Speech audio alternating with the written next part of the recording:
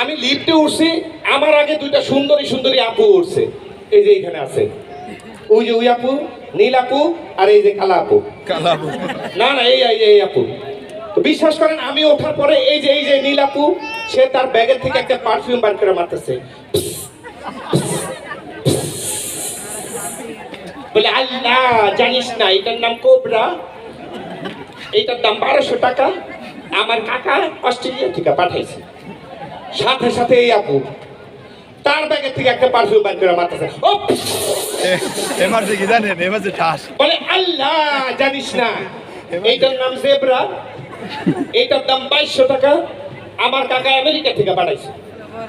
বিশ্বাস করেন একটু পরে আপা দুটার নাকে একটা বিশ্রী গন্ধ আসতেছে, তাকাই আছে আমার দিকে।